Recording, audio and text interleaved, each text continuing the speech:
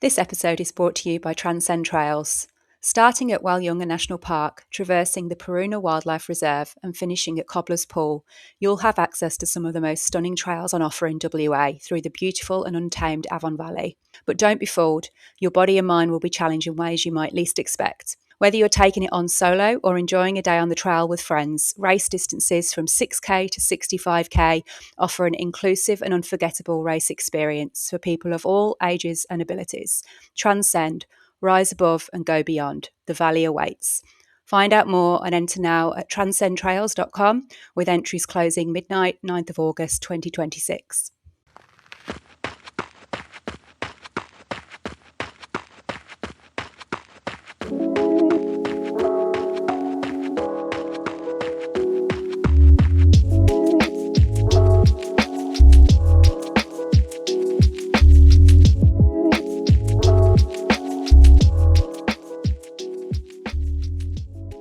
Hi everyone, and welcome to episode 03 of Trail to Transcend, the final time we catch up with our team ahead of the 2026 edition of Transcend Trails on 22nd of August. Across the past two episodes, we've spoken with Vic Hunn, Michael Edgar, Ben Leeson and Annika Keall as they prepare to take on one of the toughest races in the country. Joining me tonight is my co-host, who has not only been converted to strength training off the back of our previous episode, but has also proven himself to be somewhat of a psychic, Simon Pham, or shall I call you Simon Kip Pham? Thanks for joining me. Hello, I'm good. I'm a changed man. Who would have thought that strength training makes you a better runner? So, no, I feel amazing. I'm a psychic, and I'm starting to get very cocky, so much so that for Team Warp, I'm potentially doing 2 legs. So, hopefully my 427 meters of elevation this last week proves me in good stead for legs 3 and 4 come Transcend on the 22nd of August. Yeah, very good. So clearly staying away from leg 2 then, and staying dry this year. Yep. Yeah. I mean, it's going to rain this week, right? So, it could prove problematic if I do leg 2. But legs 3 and 4.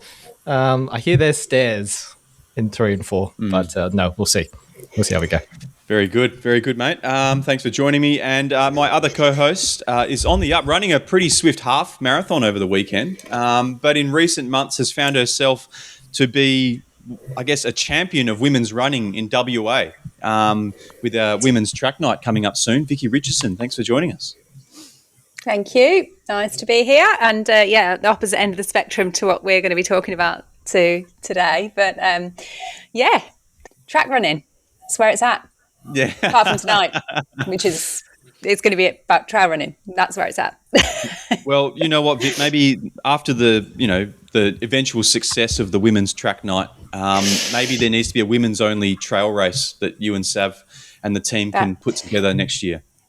There is too much risk involved in that. The reason why we're sticking to a track is because it's 400 metres round. Everyone can be seen at all times. There is no water. There are no hills. There are no steps. So hopefully, fingers crossed, less risk. We'll see. Yeah, good stuff. And how's the body pulled up after yesterday? Great. I feel better than I did the day before, to be honest. So, I had every ailment going on Saturday. I was like, my foot hurt, my knee hurt, my glute hurt, my back hurt. I was moaning about everything to anyone that would listen. And then I go and run a half marathon and I'm like, oh, everything's fine. So yeah, I can't wait to go for a run tomorrow, actually. Sandbagger. I know. I'm so annoying. So annoying. And what leg are you signed up for, Vic?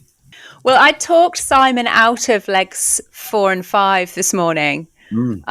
Mainly because I just don't have time to go on the stepper before that weekend. So I'm not going on the stepper. Well, I mean, I would have done, but yeah. I mean, it's leg 4 and 5 would be 28 k's and 1,000 meters of elevation. So I reckon 21 k's and 1,000 meters of elevation is probably a little less hard on the body for Simon. So I think I'm doing him a favour. Is it? Yeah. It looks the same. Looks hard. Yeah. It does look hard. I think it will be hard, whichever. But I am now on the glory leg, which is great. I love being the anchor, bringing it home. Yeah, awesome. Well, I don't know if have you run it before, Vicky? Because like that climb at the finish is going to be interesting. No, but as I said to Simon earlier today, I felt very good going up the narrows, both directions yesterday. So I reckon it's basically the same. I reckon my strength training is actually helping with my glute strength as well. So I think I'll be fine. I'm looking forward to it. That's exciting.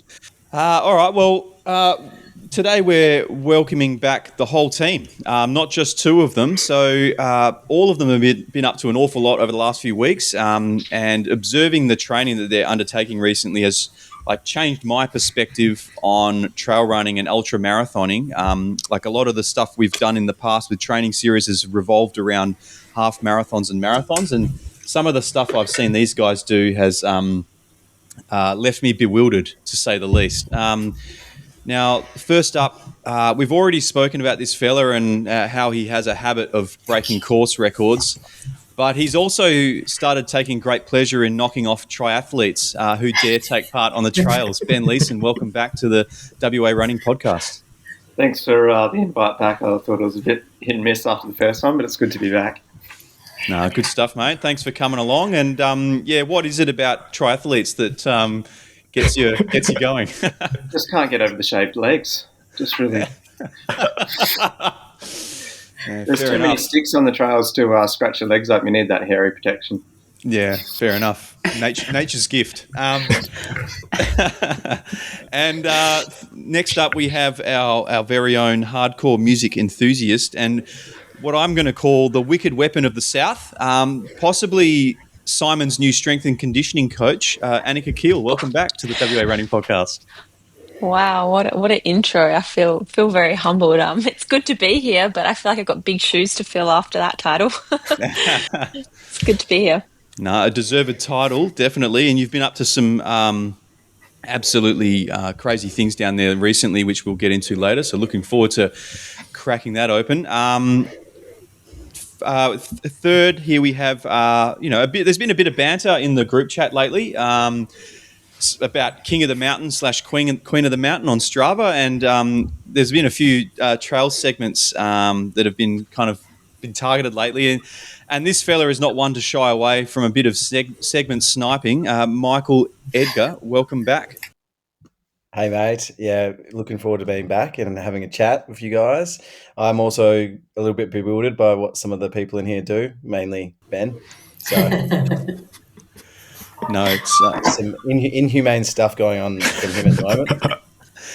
Yeah, I think the same could be said for yourself, mate. You certainly put in the work the couple of weeks back at the down in South when you went down there with double, but we'll touch on that a little later. And finally, our not-so-quiet achiever, consistently dropping 40K long runs with close to 2,000 metres of elevation each weekend. And now I'm finding out that you're taking your partner out on trail runs with you just before the record there. Vic Hunn, welcome back. Thank you. Good to be back. Maybe you'd like to, I know you disclosed a little bit to us before the podcast, but you did have a course recce on the weekend and maybe a few words were spared on the trails. Yeah, there was, not from myself. The company I kept was not happy with Shane and the course, that every turn you make, there's just another up and then an up, and you turn a corner and there's another up, and then there's just a really steep ass down before the next steep up. Yeah. So yeah, great course. It is good to be out there though, because it's nothing else, no other trail I've done before. Awesome. It's not going to be easy. Yeah, well, I think there's definitely like a touch of sadist in Shane and Mitch and his team. So, looking forward to chatting course stuff later. So, yeah, as I said, you guys have been up to a ton in the last kind of couple of months or month since we've spoken last. And, I'd love to just touch on a couple of those things if we can. Now, Ben and Annika, being Tarkine athletes, you two were down south and in Stirling's a couple of weeks back in what I understand was the inaugural Tarkine training camp. We're doing a few photos and videos, presumably a bit of content farming. How was that, guys? Yeah, it's something that I've been talking about it with Sam and the guys at Tarkine for a long time, trying to get together a training camp down in the Stirling. So it was nice to actually get it together with a few of us going down and sort of meeting, spending time together, and having some fun in the mountains. And yeah, as you said, it's a bit of content on the side, which I think is sort of one of Tarkine's big focus to get that out. But it was good fun and an awesome weekend down there, and got very lucky with the weather.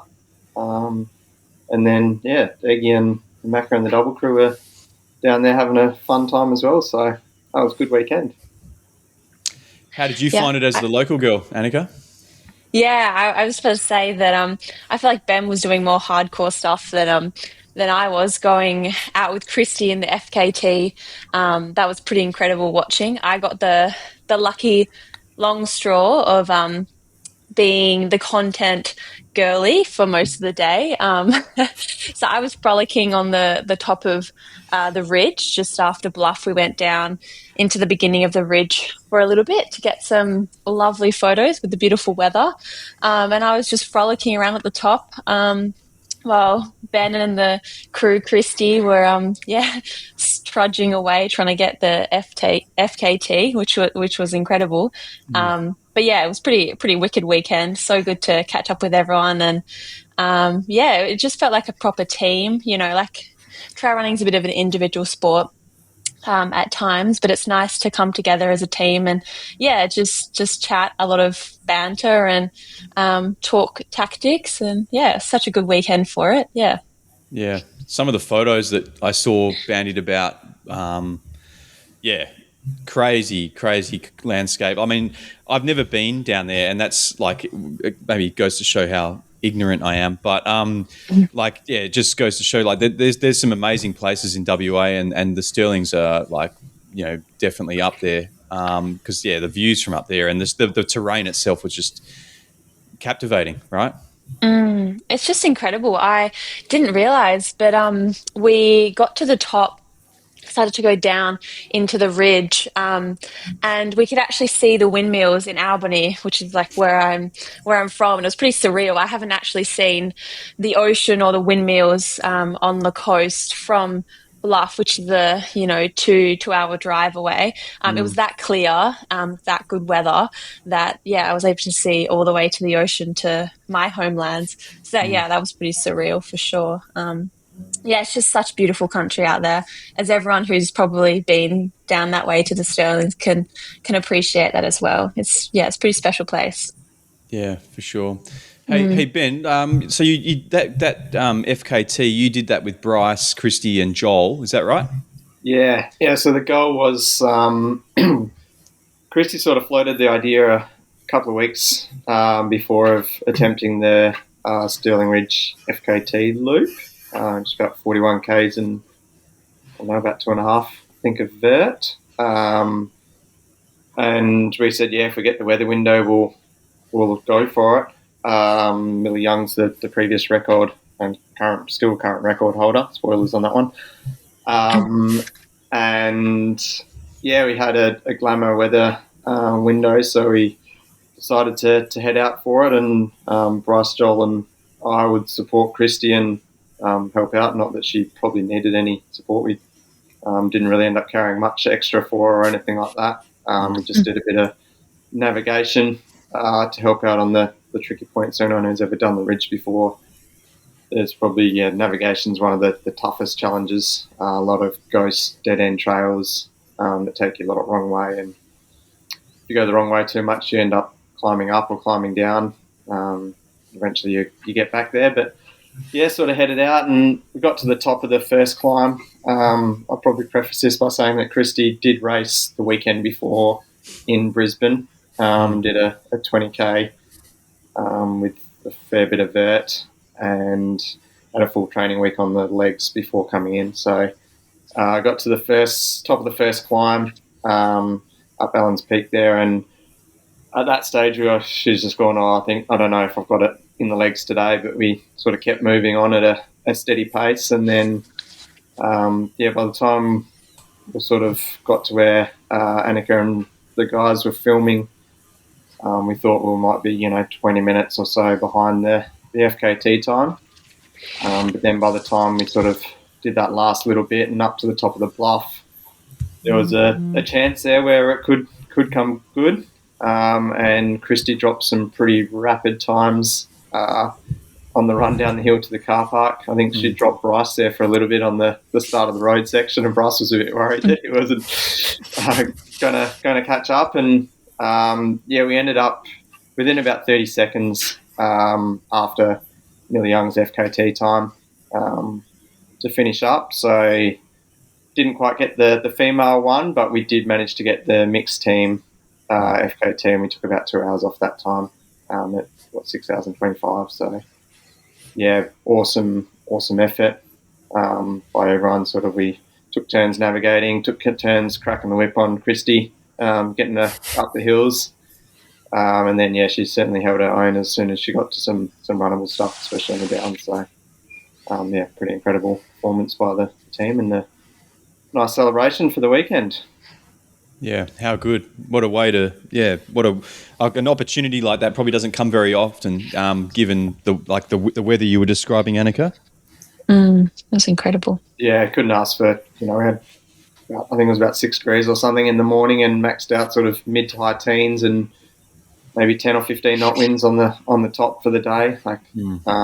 Crazy. I don't think it's often you get days that good up on the bluff. So made for especially the navigation and especially that sort of slippery technical stuff made it a bit easier with it not being as wet as it normally otherwise would be. Yeah, cool.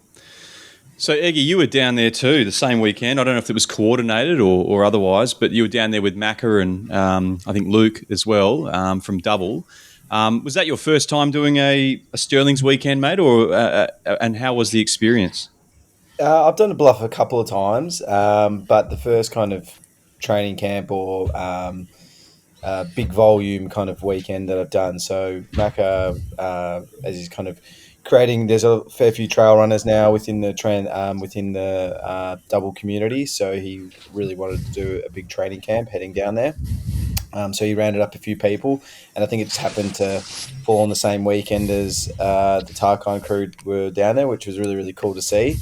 And when we're going down there and we could see the weather was going to be great, it was awesome opportunity to give it a bit of a send up and down. We did, I think, the Mount Trio on the Friday, which was probably a little bit more steep than we were anticipating.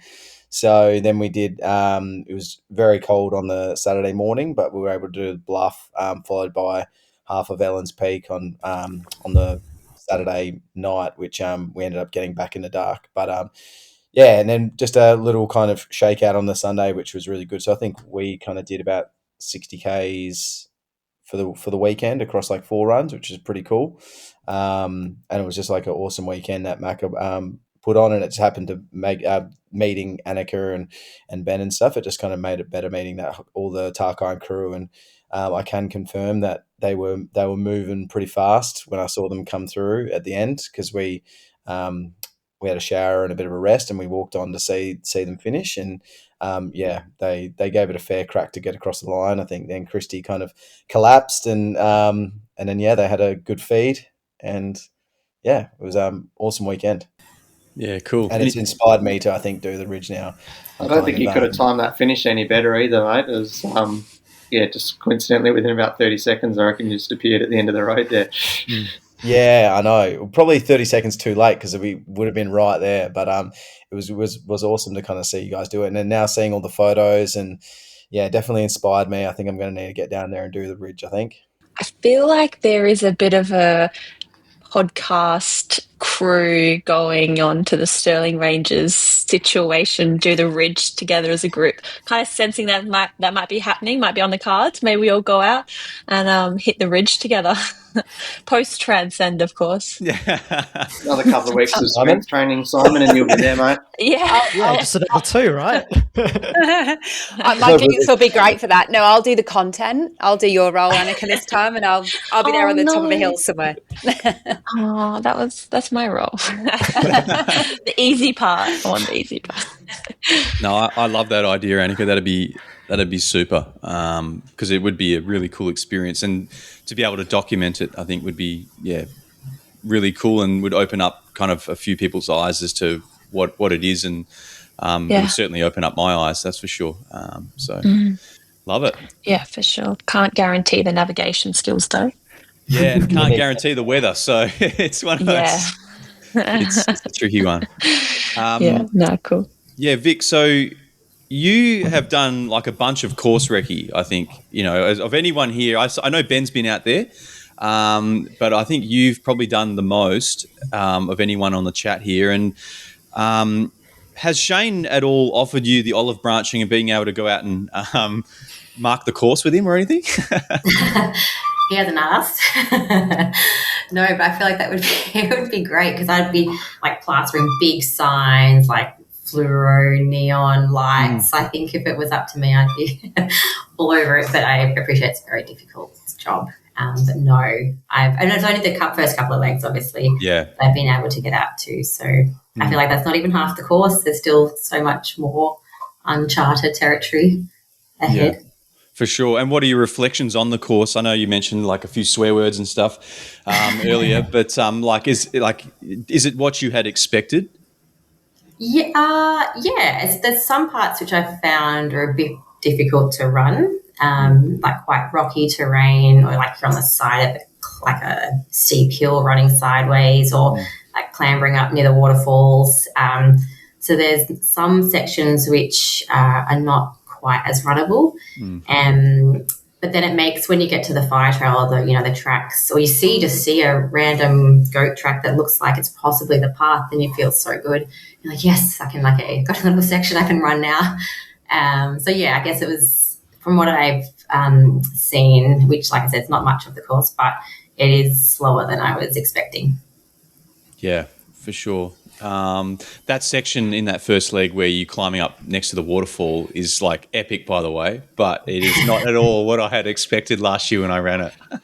No, it's like you're standing at the bottom going, there's no clear way up. And I think I did that with Ben. That first time I did it was with following Ben. Like, there's no cool. Like, you just got to get up. You can see the top. Whatever way you find up, just get up there. Yeah, good stuff. Annika, I did notice on your training, you've kind of obviously being down in Albany, you do have access to the Stirlings and Bald Head and Bluff and whatnot. But I did see one of your status updates the other day that Bald Head can fuck right off. Care to share? Yikes, I've been exposed. My Strive's private for a reason. Yikes. It was just Saturday just gone. Did not have a good weekend. Probably had about 3 mental breakdowns along the way. I think I was just, the weather was just insanely horrific. I was wearing my rain jacket, but that ended up being like a parachute. And I'm going along these rock sections, and they're pretty narrow. You can see ocean either side, probably some sharks down there. And all you're thinking is just stay on this rock. That's all you got to do. Just keep moving forward, stay on this rock. Don't let your wind sheeter take you away and float you into the ocean. And then, of course, the rain comes, and when you've got strong winds and the rain, it just feels, it's like pelting hail. It's so painful. It stings your face and your skin. And I was just having a full moment. I actually stopped on the stair section, just sat there and just had a mega sulk. But then I realized that the only way to finish this session is just to keep going. So I just had to keep on going, and one foot over the other, and got there in the end. I actually didn't feel too good, energy wise. So I did cut it a half an hour short. my run, which I think was really smart in hindsight. I think listening to your body, even though, sometimes you have to ignore the mentee bees, my body just was pretty fatigued after the last 2 weekends worth in the Stirling Ranges. I did the Ridge, which I'm sure we'll get into soon, like the Ridge 2 weekends prior, and then went out to the Stirlings again with the Tarkine crew, and I think my body was just feeling pretty fatigued and tired. So, yeah, listen to your body, cut it 30 minutes short. And yeah, I'm feeling a little bit better now. So that's good. Yeah, Yeah. good. Well, it kind of rings true to what you were saying in the first episode you appeared on, where you said, you just got to keep putting one foot in front of the other, right? And if it's okay to cry. So, Yeah. whether it's There a you race go. or it's training, Yeah, I mean, I was really thinking about that mantra in racing, but now that I think about it more, it actually applies probably a lot more to training, to be honest. I feel like I'm crying a lot more then. No, I love it. I love to see some brutal honesty on Strava. Hey, Eggy, so but you organised this fat ass run on, I think, back on the 18th, and invited a bunch of people, including all of us here, to come along. I think Vic and Ben, you jumped in. Vic might have gotten a bit lost. How did everyone else go? And who took home the nectar of the gods / the Pasito? Yeah, so I just wanted to organise a bit of a makeshift race because sometimes races are quite expensive. So I thought it would be better just to get a good crew and we can all kind of race each other. In hindsight, probably just need to make an easier map to follow because mine was probably just a little bit too complicated. So just like out and backs or just like an easy loop, I think in the future. I think had my heart set on it being 1,000 meters of vert, but I think if I'd just made it 800 and a simpler course, it would have probably been a bit more fun. But Vic is a weapon. I think she went about an hour or two before and did extras, and then she met us for the start, and then we kicked off Ben and Tim Harms and went on the downhills, and we're just flying. And I think because she already had about 15, 20 Ks in the legs already, so she just did I think a fair most of it on her own in the end. But I'll give you one guess of who took the chocolates. It kind of about 5 Ks in after a few wrong turns. It didn't really turn too much into a race.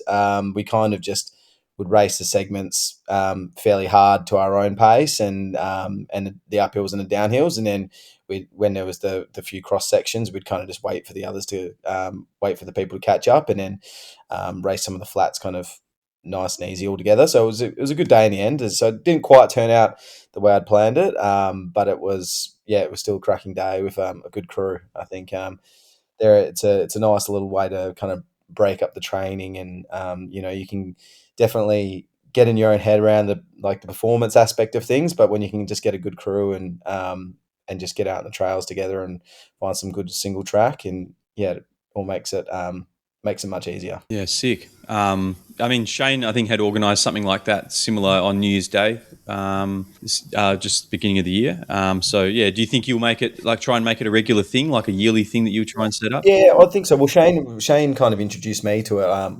the fat ass idea. So I think he did that one in New Year's, and then we did the Mountain Quarry Marathon, which back in Easter. So I think it's I think especially when you've got certain events that you might want to have like a good race 3 or 4 weeks out. If there's no races, it's good just to kind of find a little crew, people that are kind of competitive around your fitness level, or people that you're trying to maybe chase, get together. And I think it's definitely something that it'd be cool if other people had other different ideas or different formats of how they wanted to do it. I think it would be pretty cool if more of these things popped up. Yeah, sick. No, good on you for setting it up. And I just finally, one thing before we get into the next segment, we had our first community run out on the 12th at Avon Valley Primary School.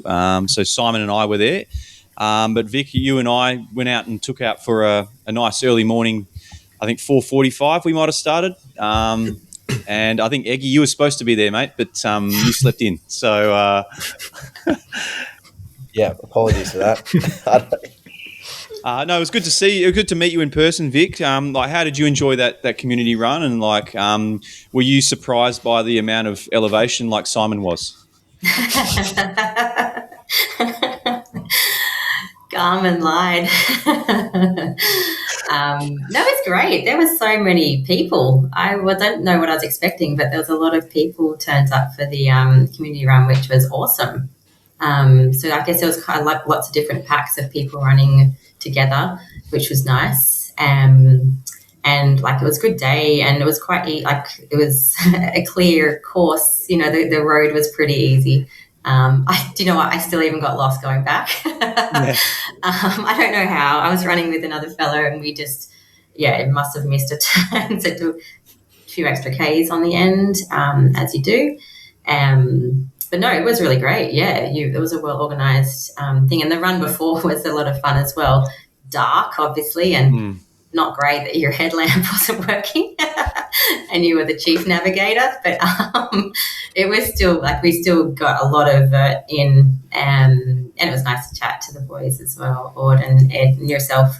And that was good. Yeah, and I mean, trying to leg it back so we didn't miss the community run start was interesting too. Yeah, some pretty shithouse navigation on my part, and thankfully for you, if it wasn't for you, I wouldn't have been able to see anything. So I did change my headlamp for the next run once we got back. But all good, all good. Vicky. All right, shall we get into recent races then and change tact a little bit? So, Michael, nice to meet you. We haven't met, and you were having some technical difficulties at the start. So, nice to meet you and see your face. So, start with you. You recently did something completely different to all that we've been talking about, which was Bibra Lake Park Run in 1708, which I think was a new 5K PB for you. Yeah. So part of double what they do is every kind of once a month they get together for a park run, and sometimes people, depending on when people are racing, they like to kind of time trial. So that was a big time trial day that everyone was kind of giving it a full send. So the weather wasn't great. I think it was a really windy day. So I was kind of tossing up whether I was just going to just go for a jog or actually go for it. I did end up going for it, and I think it was like a 20-second PB or something, which is good. Nice. So that's a good little confidence booster. And I think maybe it was quite windy on the back straight, so on a better day maybe had a little bit more in me. And my shoelace came undone with like a K to go as well. So that kind of I don't know how much that plays into it, but you kind of changes your stride a little bit. It was. It's I like doing some of the road stuff as well. So similar to Ben, kind of likes to dabble in some of the road stuff. It is good just to challenge yourself in a different way and kind of see where your fitness is at, and it's fun to run fast. So. Yeah, definitely mixes things up a bit, doesn't it? And so Ben, moving on to you, and recently you've also been dabbling in the roads and did Shelley 10K, coming third in 32:48, and then yesterday you were back on the trails, and I think you were you set a 90-minute course record at Truth and Consequences. 25K was that? Is that right? Yeah, so it's just 24.5, I think it was in the end of the points for or something like that, with about 800 of the course record. It's hard. They've moved the start location, so you run the loop in a different direction now. So I think they've only been doing that for 2 or 3 years. So I'll claim that as my own. But it's hard to compare to previous times. I think that was Zabiella, another triathlete, had from a different direction. So, it's hard to tell whether that time that I did was faster or slower in comparison, going a different direction. So, but it was a fun day out on the trails. Nice little run, but the 10K was definitely a lot harder, surprisingly.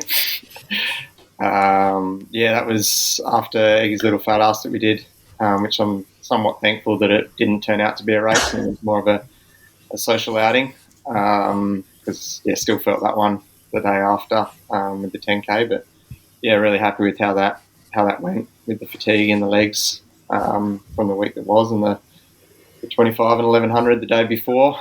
And yeah, the sort of 8-9K was definitely feeling that. Definitely dropped off the pace a bit, but the guy in front of me seemed to be hurting more than I was, so I figured I could probably get him, and yeah, almost made my way up into second in that last little sprint home. But yeah, I didn't have any bickies left at the end of that one, that's for sure.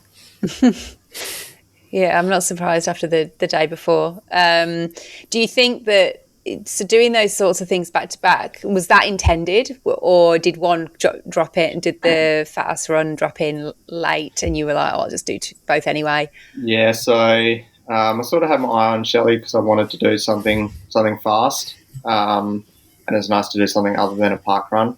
It was a sort of fast effort. And yeah, a lot of my training is sort of shorter than people would typically in the ultra run space in terms of times on feet, but it's generally always under fatigue. So yeah, I'll do back-to-back hard sessions.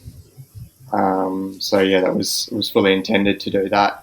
And then I did go out and run 51 or 2Ks the next day on legs 1 and 2 out and back. So it was a big weekend on the peak. Yeah, trying to put myself under that load while already tired. It's good, and sort of emulating that back end of the race and being able to push when you are tired. Yeah, and I'm sure we'll perhaps come on to what taper will look like for some of you. But yeah, I imagine that doing that sort of volume and intensity over a short window of days, and then dropping things off and then tapering for an event, you will feel incredibly fresh, hopefully. Yeah. As soon as I drop the load, I drop the daily Pilates and the other strength training and drop that load off. I come back pretty quick, which is nice. So that week led into the Stirling's weekend as well. So it was a big couple of weeks there. How were you feeling on the Monday after Shelley going into the 50? I wasn't too bad. I actually felt reasonably good. The Tuesday after the Monday run, I definitely felt it. Just tired, really tired. So yeah, there was a lot of food eaten over those few days before the Stirlings. It's like a weekend of heavy drinking, and then you just carry on heavy drinking, and then you just don't notice that. Yeah, that's it. Yeah, so I just changed things up. So in the 20s it was heavy drinking for that 5 days, and now it's heavy running. Healthier. Questionable. And Annika, moving over to you, I don't know that you've done any races necessarily, but are there any runs that you've done in the last month or so, or since we last chatted, where you've, perhaps this weekend just gone wasn't a great one, but the run where you felt like, yeah, that was a really quality session, or maybe a few back-to-back runs that you've done where you felt they were really beneficial for this training block? Yeah, I think probably the week, so I'm a school teacher, so the second week of the school holidays, I had a really good week. I was really focusing on my heels, as I was saying in the previous episode. I obviously had my gym block, so I wasn't focusing too much on high volume or high elevation. But in that second week of the school holidays, so probably 3 weeks ago, that was the time to kind of start nailing in elevation. I had some really good hill sessions. I just felt so good, and I was mentally strong, and I really felt the translation from the gym to my legs. Like I really felt power going up the hills. So that was a really good feeling, just being able to keep on pushing harder and harder, time on feet, without having to slow down too significantly. So that was really cool. So that was peak head hill repeats, which was a lot of fun. And then that was Tuesdays and Thursdays. And then on the Saturday, or maybe the Sunday, I did the Stirling Ridge run. That was really fun. I think that week ended up being 3,500 elevation over like 60Ks, 65Ks. So that's pretty solid for me. as a shorter distance sort of runner. And I just really loved, especially that weekend in the Stirlings. That was the weekend before the Tarkine training camp. I just really appreciated going out there, seeking an adventure, challenging myself. Like those sort of rock scrambly sections on the ridge are pretty gnarly, and the weather wasn't the greatest that weekend. So we were kind of scrambling on pretty wet rock, and that was pretty scary. But yeah, it was just like an adventure, and it kind of reminded me of what I'm really out there to do is just adventure and enjoy my runs and be out in nature and, yeah, like challenge my body rather than just focusing so much on training and logging Ks and logging elevation. Yeah, just finding pure joy in it again. So that kind of gave me a really good headway into obviously the Tarkine training camp. I was feeling really good about just, yeah, adventuring and exploring new trails. Ben mentioned Mount Hassel. We had like an afternoon shoot with the group after Christie's FKT, and Mount Hassel was there in the Stirlings, and that was so much fun. Like I hadn't been down that way before, mainly just kind of hung around Bluff Knoll sort of area, and that was pretty specky for sunset. Just, yeah, just purely just enjoying it, having fun training and not making it a chore. That's probably been my highlight. Yeah. That's awesome. Yeah, and they're those moments are the memories that you make and keep and reflect on, aren't they? Yeah, and I think it really motivates you to just keep going. Like when it's tough, when training's tough, it really just reminds you of what you're there for. And yeah, you're there to train and train hard, but you're also there because you love it. Like it's not just for the grind. Of course, it is for the grind as well, because we all kind of love putting pain in our body for some reason. But yeah, it's pretty special. Yeah, that's awesome. Those moments. Will you race before Transcend now, or will you could just continue with this training block and then go into taper? No, I won't be racing. I'll just continue into taper. I'll start my taper, a slow gradual taper this week. I'm sure we'll get more into that later. But yeah, no racing. I really kind of just enjoy long training blocks. And yeah, just training and then racing every now and then. I think just because my sort of racing is super high intensity, it's like short and fast. I feel like it just takes a lot out of my body, and my body just appreciates, more recovery time between races, and just getting solid training in, and recovery. Yeah, awesome.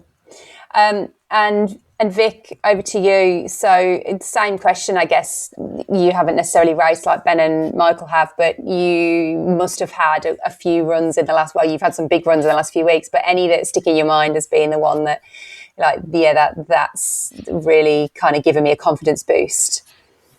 Not necessarily. I guess I had those, like, the couple of weekends where there was like the community run, and then the following weekend, I think, was the Fat Ass. They were probably a big couple of weekends. I think each weekend was maybe up to 5 hours, 4 or 5 hours each run. And then just because my foot's been pretty sore, I kind of haven't been able to back always, or I've just been a bit sore. So probably not getting in as, like, the sessions as good as I would like. So, yeah, I guess, like, training in general, feeling okay.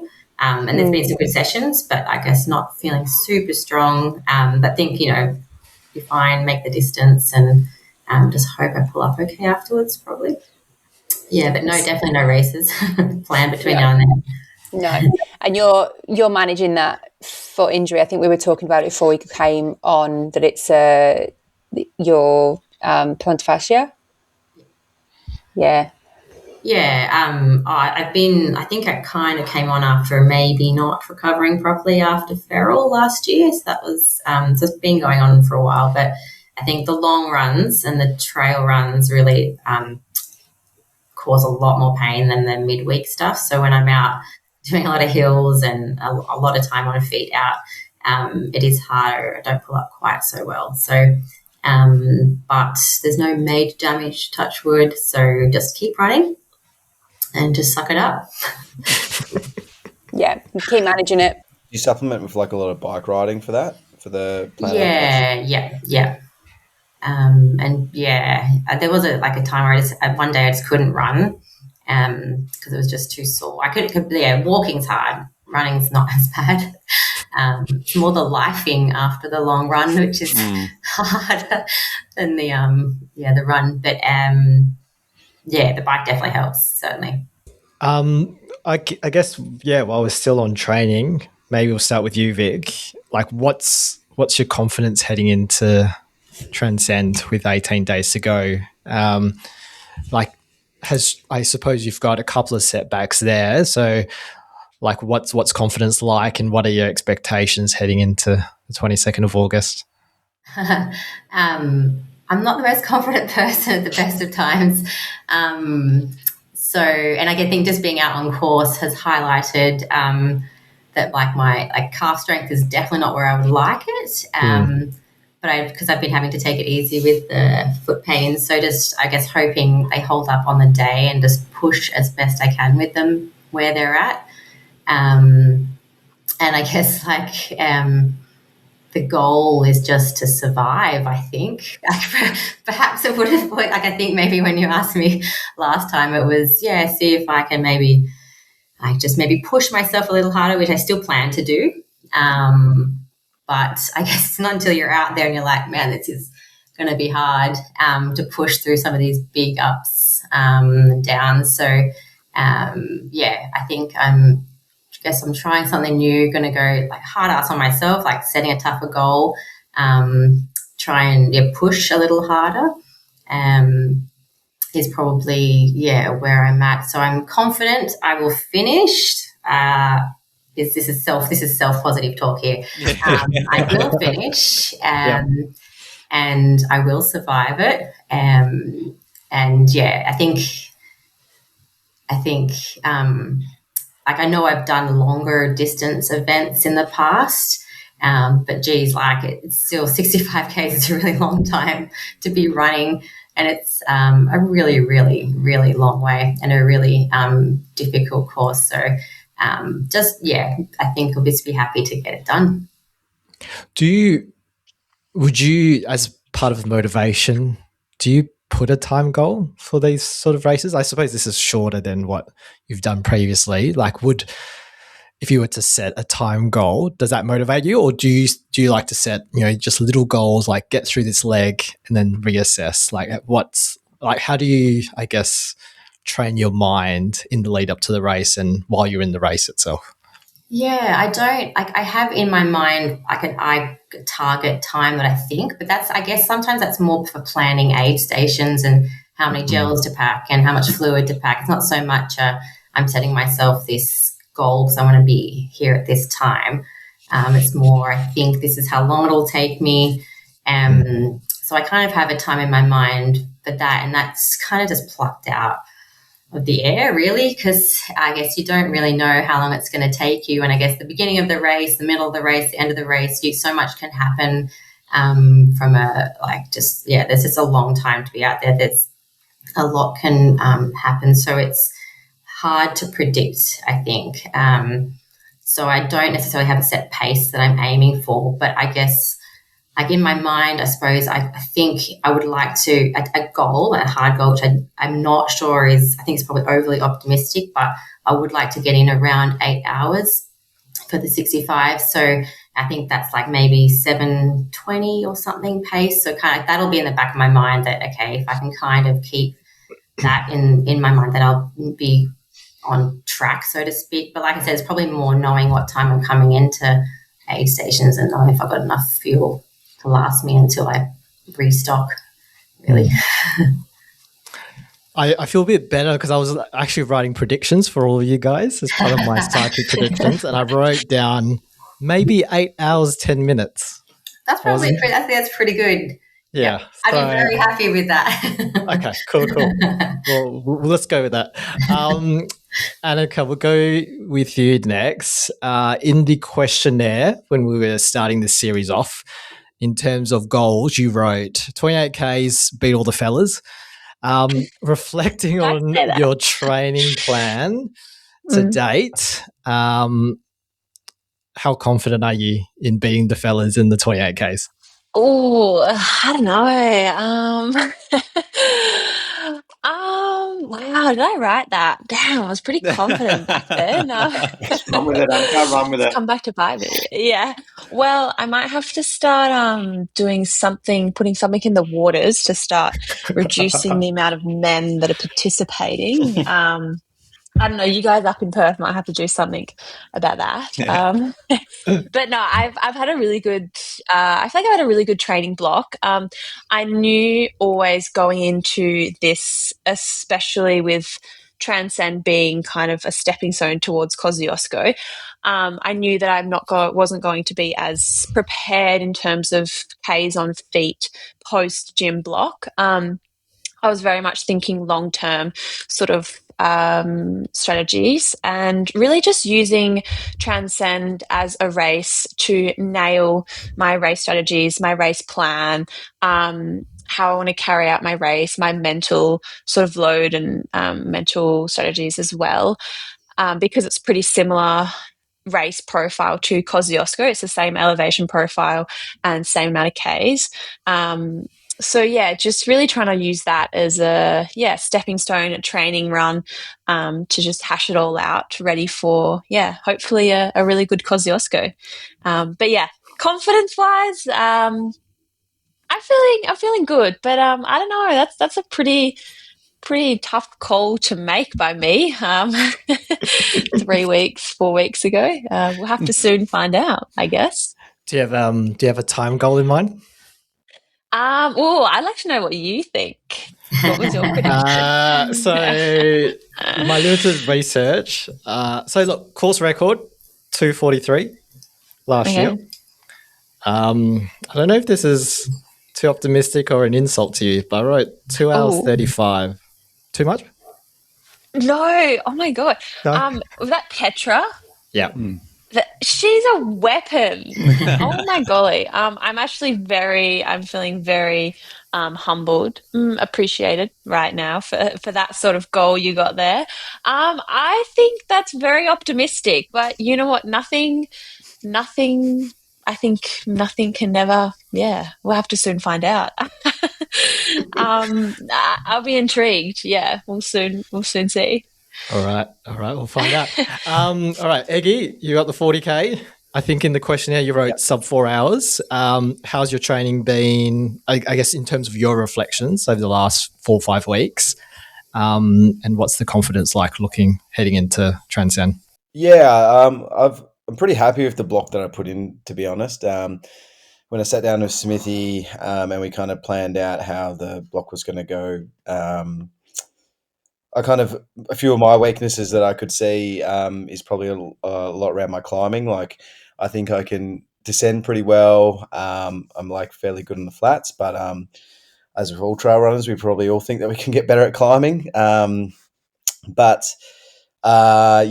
we kind of started incorporating in some uphill treadmill thresholds, mainly as because I know that some of the training theory around David Roche, who's been a big proponent of that, but it was more just a way of fitting in 2 stimuluses in one, where I can kind of get like a lot of uphill work in, while also kind of hitting that that threshold kind of heart rate and your body kind of learning how to buffer out the lactate while going uphill. So, I think that has been really like a really big positive for me.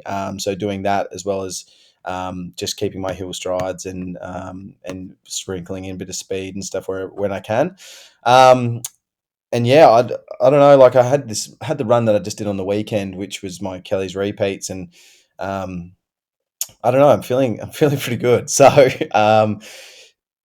yeah, I don't know. I kind of gone over the data of it a few times and I'm like, I've looked at it back a few times. I'm like, I can't. Surely I haven't run this fast for the kind of the effort that it felt. So yeah, I don't know. Quietly confident. I don't know. But yeah, so I think I can go under 4 hours, but I also look at the people that raced it last year, and there's some pretty fast runners that couldn't run it under 4 hours. So I don't know if I'm just kind of maybe being a bit, delusional in my head, but I don't know. Maybe dare to dream, eh? Exactly. Maybe 3 hours 53:45, like I wrote down. I'd be very happy if it. Here's one I prepared earlier. Yeah. 3 hours 53:45. Yeah. Just gonna snip this audio feature reference. Well, I'll put that in the Pace Pro plan in Garmin. Done. All right, we'll finish off with you, Ben. I was having a look at your peak mileage or peak elevation. I think one of your weeks you had over 7,000 meters of vert. I was looking at my vert this year, and you've covered vert in a week with my vert in 3.5 months. I guess, it'd be interesting to know what your confidence is like heading into the 65K. Has training gone to plan? Like, has it ticked the boxes that you sort of set out for? And I know in the questionnaire you wrote down potentially sub 6 hours. How confident are you at achieving that goal? Yeah, feeling good with the 10K, and then yesterday's sort of run, and a good sort of few training blocks. It's been a good block this round, so feeling as though I'm faster and stronger than I was last year. Given if it is the 65K course versus the 67 that we did last year, based on purely my splits from last year alone, it'd have me under the 6 hour mark. So, I'm feeling like I can definitely crack that. On the day, I feel as though the podium this year is probably for men's is going to be under 6 hours, based on the people coming across. So, if a goal is still to get under that 6 hour mark, and I'll be absolutely stoked. Anything above that, a cherry on the top of that one. So the current course record is 5 hours 55, somewhere around there, with Josh Chugg back in 2021. So I wrote 5 hours 47 minutes and 43 seconds. Is that achievable? That's moving. That's moving. That's moving. I'll be honoured to get close to that. I'll be honoured to get close to that. So I hope you're right. And I'm gonna go hard and race the crew that are there to race. And it may be my first race that I blow up, and I don't hold on, but we'll see what happens. We'll hear all about it. To save some weight. This segment's brutal. I think it's gonna be my sleep paralysis until I race Transcend. I mean, it could be. I mean, there is potentially a curse of the podcast, but you never know. Oh my! Don't tell me this. Just put it into your subconscious, Annika. Good energy. No. Yeah, manifest. I'm living proof that he's right. You are to the second. Yeah. These are all possibilities. Yeah. He can bend spoons too. Yeah. We won't talk about the fact that I stood on the corner waiting for the seconds to tick over before I ran around to make sure. I wish I had that time to spare. No, I definitely didn't do that. Race prediction. That's classic. All right, so question 2, whoever wants to jump in. As you may or may not be aware, some of you are definitely aware, I've not done Transcend and I'm doing leg 5. So, and Simon, you did it last year, didn't you? So you've been there before, but you did leg. Yeah. What did you, very experienced. I did leg 2. You did leg 2, so you haven't done leg 3 and 4 before, which will be the legs you'll do this year. What are, if you could each give us your best tip for what we should be prepared for, and anyone else out there that's doing it for the first time? Well, I hear the steps at Peruna have been beautifully topped up with dirt now, so it should be an easy uphill on some of that for you, Simon. Oh, easy. Okay. What's the leg record? I think Macca went chasing it last year, actually. I don't know. He was, yeah. Actually, the website's really good, and it gives you the fastest male leg and the fastest female leg time for each, and the fastest team time for each leg. It's very good. Tips wise, I mean, you're definitely going to have to hike some of it, and probably quick feet on the downhills and just commit to it. Okay. So all that trailing I've been doing is just going to serve me so well. No, I think I did about 2 meters of sand and grass the other week in a Sunday long run, and that was my trails for the week. Beautiful. You get to run through the paddocks on the 5 week. It's actually really cool. Climb up a few granite boulders and across the paddocks. It's pretty cool. Yeah, that's probably my most memorable part, actually. Yeah, it's such a specky. That's the 5Ks to the finish. Yeah. That was that's probably the one thing that I remember the most. If I think about Transcend, it was definitely that part. Yeah, pretty surreal. Yeah, sort of landscapes there. I remember I was getting chased down by number 2 in my age group, and because it's quite a long, open sort of paddock, you can really see them from afar. It's kind of scary if you're trying to chase someone down or someone's chasing you down. You can really see where they're at that point, and it's the hunt to the finish on that point there. But yeah, I guess like tip wise, I think honestly, just go inwards and just see how you feel in your body. I think it's just so important. I always just talk about this so much, but I think so often people just get so caught up in chasing everyone else's feet and your other people's goals, or getting absorbed in someone else's race plan. Just really, think about yourself and what you're feeling in that moment. You might be able to go a little bit harder on an uphill, rather than trying to hang on to someone else's heels, or vice versa. Just like really, really think about like your breath and how you're feeling right now. And if you can push it. If you need to drop it back a bit, that's cool too. See how you feel and cry. Easy. Doing that. Always. It's a bit of an oxymoron. My tip would probably be just on the hills, just work your way into the hill. Don't, so many people, they can see a hill. It might not look that big. There's some big ones and some small ones, but just kind of go slow into the hill, because the first 10, 15, 20 meters of a hill is usually free, and then it all catches up to you. So if you can kind of start the hill slow and then work into it, that'll stop you from going lactic, because that's not what you want to do, because then the rest of the hill sucks. Yeah. And I think also like everyone's going to be hurting on the hills as well. Like you're not the only one. Everyone's going to be in the same pain level, no matter if they're the top runner or they're at the end. Like everyone's in the same pain cave as you, and it's all okay. Definitely. I reckon if you haven't got trail shoes, need them, because otherwise you're gonna fall flat on your ass, because it's so like some of the surface is pretty loose. And I reckon with all the hills and whatever, like just keeping on top of your nutrition as well, because you like really need the energy to get up the hills and down. Even running down's a bit of hard work as well. So yeah, I reckon. So no Adios Pro fours, Vicky. Maybe jump for like 4 you do right, Simon, maybe. Need good lungs. Yeah. With my fast hours. Yeah, after yesterday, and then you can barely turn a corner in them, let alone run a trail. So maybe just do some glue some rocks on the bottom of those shoes, and you'll be good to go. No, I've got plenty of pairs of trail shoes. I just never wear any of them.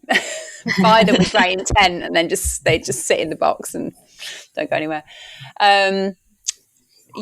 So it's been a really dry winter so far. I haven't looked at the forecast ahead, but I know somebody mentioned it's going to rain this weekend. Was that you, Simon? Any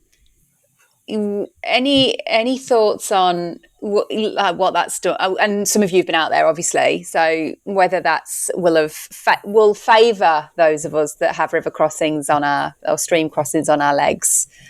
Well, I feel like I was talking about this with some of the crew at the training camp the other weekend, and we were saying that it hasn't been a really, really wet, I don't want to jinx it, but there hasn't been a really, really wet uh, race day in a while. And I feel like we're almost due for a gnarly sort of gnarly race day, gnarly weather, absolute downpour. I wouldn't look forward to it, but I just have this feeling that something's going to happen there. It's been a while. It has been a while. I mean, last year didn't rain, but it was wet. My feet were wet. Yeah. Every stream crossing and creek crossing, you got your feet wet last year. So by the time they even thought about drying out, they were wet again last year. So yeah, I think the month before it last year was like super wet. Yeah, it was wild. Yeah. It's pretty dry out there at the moment. There's that one river crossing on Lake 2, which is like up to my shin, so maybe most people wouldn't really get wet. But it was really dry. Yeah, and like that's why the rocks are so loose. It's really I can imagine after rain it would be muddy and much harder. Yeah, a bit of rain's quite nice on the course, but a lot turns it muddy. It makes it slow as well. Like those sort of fire breaks, once there's been a fair bit of foot traffic over them, they get pretty nasty. So you've got to be in the front 10% then. That's it. You just got to run hard over that first bit and you'll be all right. Good tip. Yeah, which is more leg 1 and 2 especially than the last 3 legs. Yeah, it's going to be interesting. I feel like I'm with you, Annika, that you might be onto something, that we're due a bad weather day. Don't say I that. hope I'm not right. Yeah, what's Psychic Simon say? It's got to be beautiful. No more rain in the next 18 days. Thanks. I need that. Course record's got to drop. Yeah. I don't mind if it rains the next 18 days, but it's always more fun for the supporters and the atmosphere of the event, I reckon. If it's not raining, you get a lot more crowd and people turn out, which will make it a whole lot funner. And we'll get the push that you need as you come through aid stations. If there's only 2 people standing there with umbrellas shivering, it's much fun. That's so true. Yeah, for sure. Let's keep our fingers crossed. So just a note on the prizes then, because we did get a note from Shane in our WhatsApp group about the prizes up for grabs, which are pretty impressive. So for the 65K, first place is 3K in gold plus 2K cash plus other prizes. Second is 2K in gold, 1K cash. And third place is 1K in gold and $500 in cash. And so it goes down from there, but still like really across the 40 and the 28, or everyone gets gold basically. Must be job lot of gold. It must be going cheap at the moment. I've got here a note to say that gold prices can fluctuate, so hard to exactly keep it to this, but you get a rough idea. Well contested top end of the race. And we've had some names shared with us on, I don't know some of these comments, Chris, you'll have to shed some light on this because I don't know what this is talking about. But in the 65K, some names that we are aware of that are going to take the start, you can delete it, that are taking the start line. So Charlie Hamilton, Anna McKenna and Holly Ranson. For the 65K, females, 40K, we've got, maybe not Maddie O'Donnell, but maybe doing the 28. Luke Hutchinson and Ali Wilcox, all confirmed. Do we have them confirmed? Or as good as? I think they're the most recent confirmations to add to the already fairly extensive list that was up previously as well, of people from the East and locals, and Christy Laurie will be an addition on that one too. It's only signed up recently, which is awesome to see her running it too. Is she doing the 65? 40? You're right, Iggy. 65, that's huge. Yeah, I don't want to have to be chasing her. It's too quick. Who is the Gollum? That's Mike Laurie. That's the No way. Yeah. Unreal. So the lorries, right. Yeah. I saw that in the group chat and I was like, who is this person? And then you guys just kept referencing Gollum. I was like, who the fuck's Gollum? I think on Strava his nickname is, it says Mike the Gollum. Right. Okay. Obviously, it's a pretty stacked field in the 65K. You probably haven't really been in a race where, you probably front run a lot of the races that you've been in. I mean, Buffalo, you came third, but you were probably running on your own a little bit.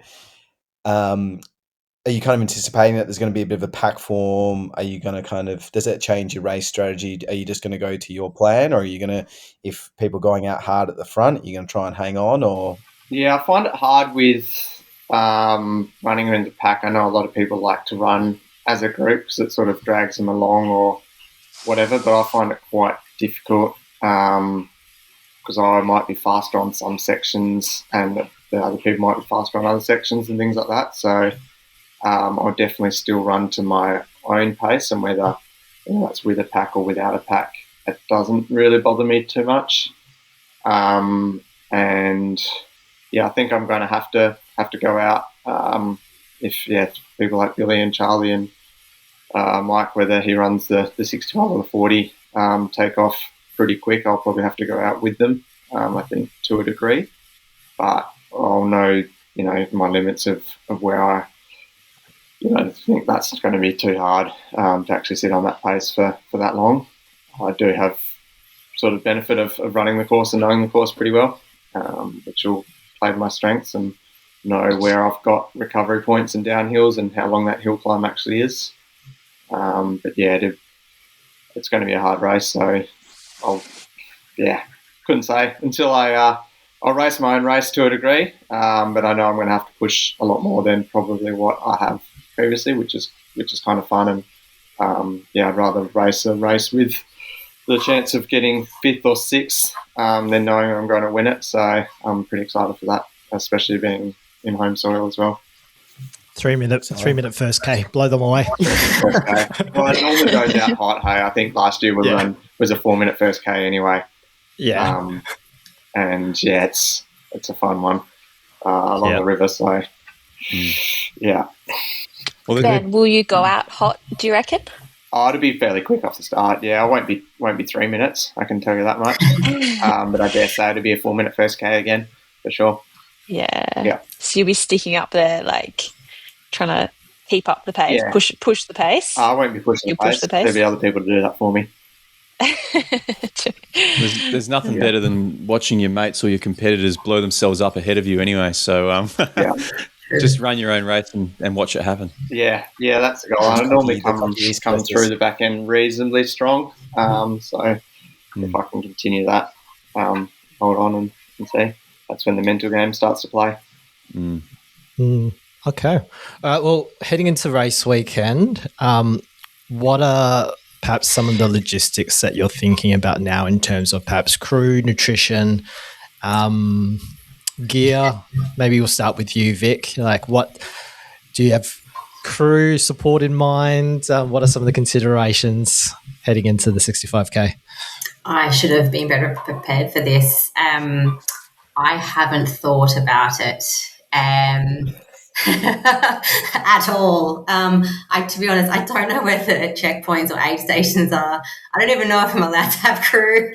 I haven't worked out my pacing and my nutrition. I don't know what time the race starts. I can't remember the date. So I'm going to rely. I've got a little bit of time to think about it, right? I feel like that's what you do in taper week, isn't it? That's when you're like, okay, now I've got time to plan. How relaxed you actually are about the whole event, so it'll serve you well. Yeah. I hope so. So clearly you're not overthinking it. Very good. Not at all. Maybe we'll move over to you, Mike. Obviously, you're upgrading in distance from last year with its own challenges, I suppose, in terms of logistics. What are some of the things that you're thinking about heading into the 40K? I've been toying around with the idea of trying to go with a belt only, no vest. So I've been kind of trialing a few different things and seeing how small I can get everything. The only thing I just don't know how to do is because there's a tracker, so I just don't know how to attach the tracker on my shoulder or without a vest. There may not be, Mike. That's there something may that, not be. What was So that, there sorry? may not be. There's only going to be chatting to Shane on Sunday. There's limited trackers this year, so I don't know if everyone's getting one or how he's selecting it, or whether it's just the 65 or the 40. So you might have a win there, mate. You might have a win. That would make Otherwise, I'm happy to duct tape it onto your shoulder. Yeah. Yeah. Just maybe I think Shane suggested strap it to my jaw or something. Put on the head. And then, just got a mate from Double who lives close by to me, and he's just going to crew me. So should be pretty easy. It'll just be bottles out, bottles straight in. And the only thing is, tossing up whether, last year, it got quite warm towards the middle of the day. So whether or not I have to just we'll just see what the weather forecast is. Hopefully it's not monsoon weather like Annika's predicting, but possibly because it being quite warm, maybe an ice bandana towards the end of the race, something like that, just to keep the core temperature down for the last leg. But I think I'll probably keep it pretty easy. Obviously, I've only got 2 aid stations, so it's easier compared to what the others have to do. What about yourself, Annika? Any logistic considerations? Obviously, you're coming from down south up. Any planning in terms of the weekend? Yeah, well, I'm actually figuring out whether I drive or fly, just because it's quite a long drive. So, cost effective and time effective wise, that'll be what I'll be toying up. I'll probably get up there Thursday, and then I get a sleep in. I'm going to be living the dream Saturday morning. My race does not start until I think 11 a.m. So that's pretty special. That's, I think, the first time ever. The minute I saw that, I said thanks to Shane for that one. Probably the only thanks he'll ever get from Transcenders, I think. But yeah, interesting, Mark, you're thinking about a belt. I normally run with a belt, race with a belt, but I was thinking it'd be too tricky because of all the mandatory gear. I thought there was quite a lot to fit in a belt, but I'd be really keen to see how you do that. Otherwise, if I can't fit everything in a belt, I was planning on getting a vest, using my vest. And I don't know that I will need to rely on crew. I do have some people that will be hanging out and supporting me and cheering me on. So I will have the option there if I need it. But sometimes I find it's just as quick in the shorter distances just to have everything you need already supplied. I'll have my powdered vert already in my bottles, and then I can just go to an aid station and fill it up when I need for that first, or aid station 4, I believe. So we'll see. I'm a bit like Vic as well. It's kind of at the back of my mind, but I haven't really got a full solid plan as yet. It'll come together though. Yeah. Sounds good. And finally, Ben, 600 grams you packed for that 50K run, which led to a warp conversation about what a Bix poo looks like. I guess, are you planning for an all gel strategy for the 65Ks, or what's the plan heading into the 65K from a nutrition, hydration point of view? Yeah, I'll make sure I update you on my poo. I can send a photo later if you're at the end of the race. Send it through the warp.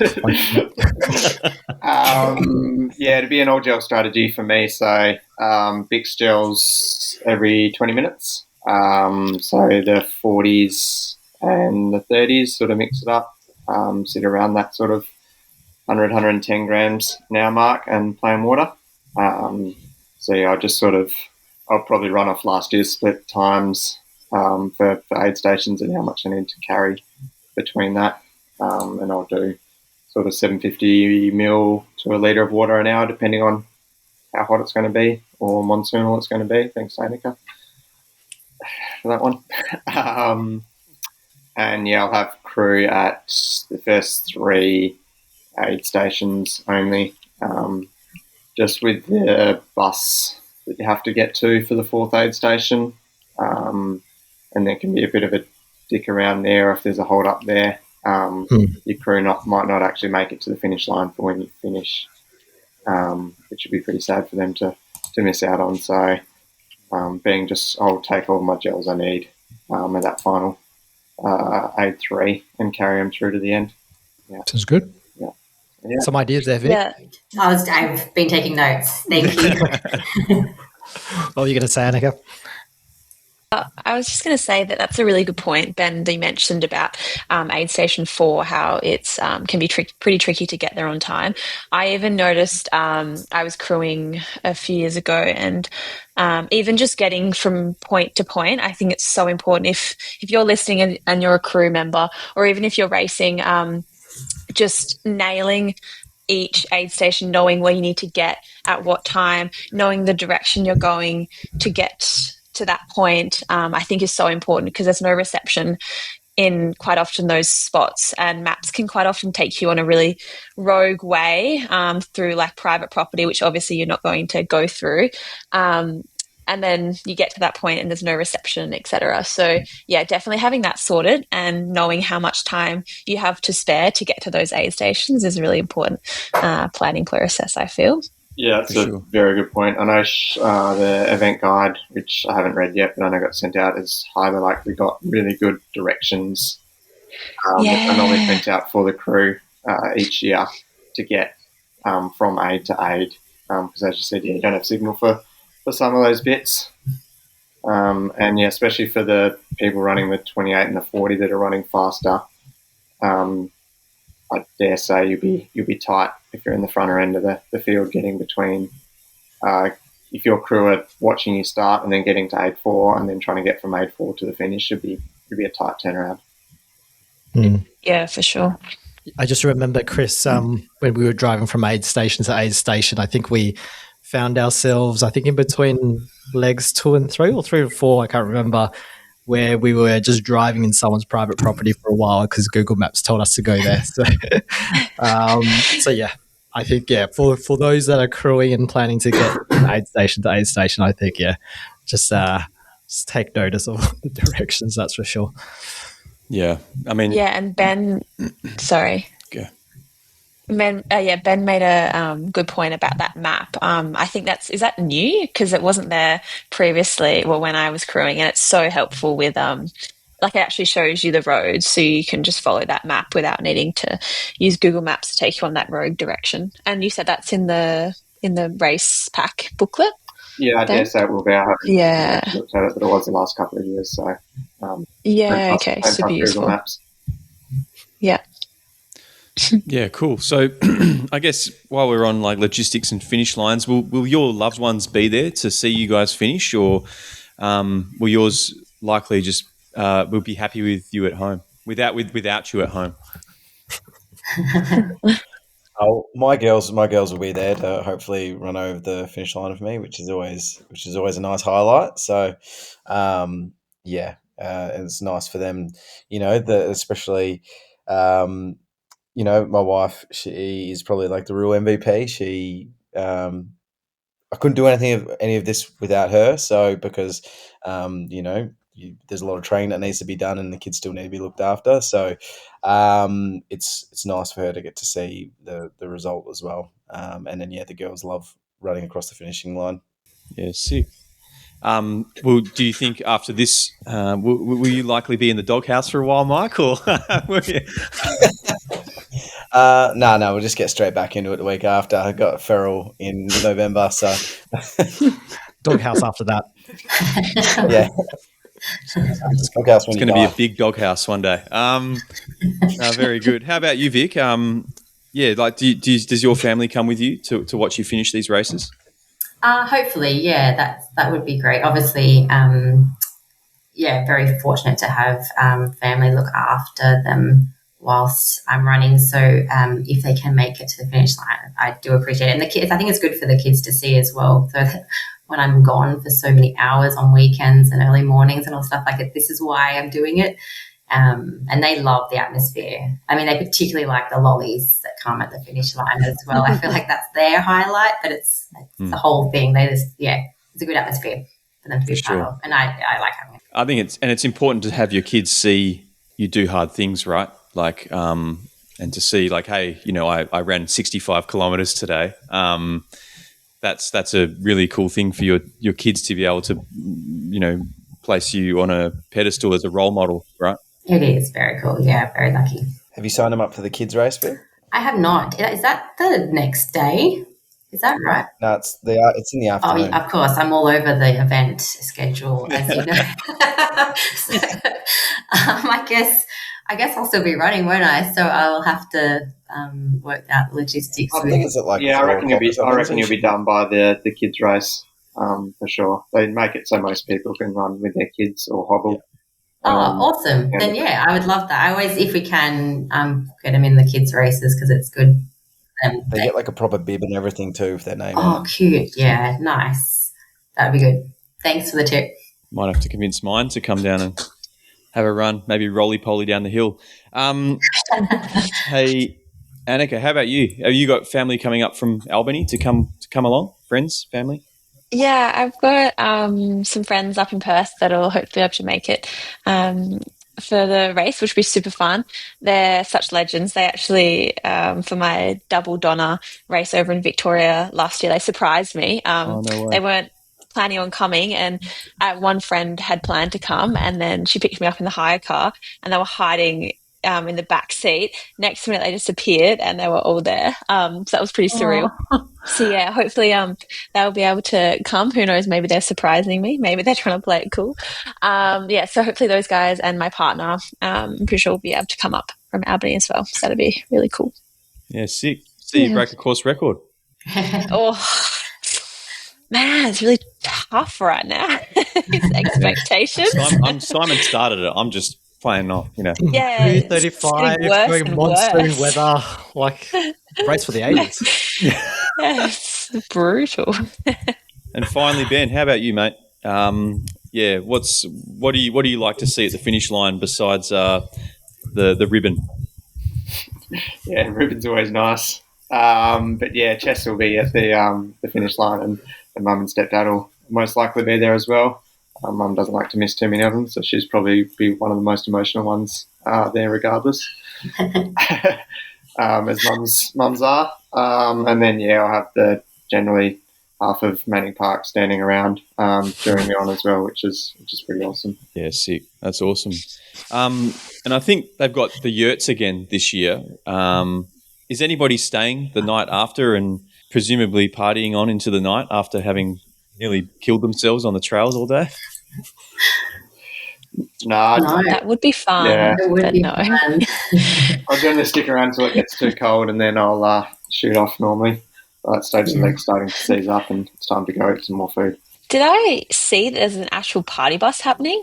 Did anyone see that? No. They do a party hour or party 2 hours where everyone sort of gets dressed up in onesies, and they sort of crank up the music once it gets dark, and the neon lights and the finish shoot sort of light up, which is pretty cool, and cheer on the tail enders, which is, it's pretty epic. Nice. Okay, so no party bus to the Perth CBD. No party bus. Yeah. Damn. Plenty of cold beers and some nice gin at the finish line, though. Yeah, beautiful. Yeah, I hope that's good. Yeah, well, the last time I was on a party bus, I was staring at the bottom of a carton of export for most of it. So hopefully that doesn't happen again. You there, Chris, was that at that time? Or? Yeah, God, I loved a few bush chooks back in the day. All right, guys. No, thanks so much. We've been running for an hour and a half, and as usual, Eggy was late. So it's been great to have a chat to you all. And thank you, for sharing all your information and letting me absorb it, because I'm the newcomer here and very much appreciative of all the knowledge that you guys are sharing. For the listeners, we've got one more community run coming up on the 16th of August at Ellisbrook Valley Reserve. I can't remember. I think it's 14 Ks, and it may be 400 metres of elevation. It may be 900. It's a lottery, and you're welcome to come and find out. So yeah, that's us. Like listeners, you can find us on WA Running Pod on Instagram. Our email is warunningpodcast@gmail.com, and our Strava group is Warp. Annika, Ben, Eggy, and Vic. I'll see you all on the start line. Looking forward to catching up with you on race day, but also post race on the next episode of the 2026 Trail to Transcend. Thanks for joining us. See ya. Thanks, guys. Thank you. Guys. Chris, my prediction for you, 8 hours, 17, 20 seconds. That is cruel. To leave it that close to Dan's time is cruel. Oh. You miss a turn somewhere and try and leg it. Yeah, I'll be 5Ks off track at some point, no doubt.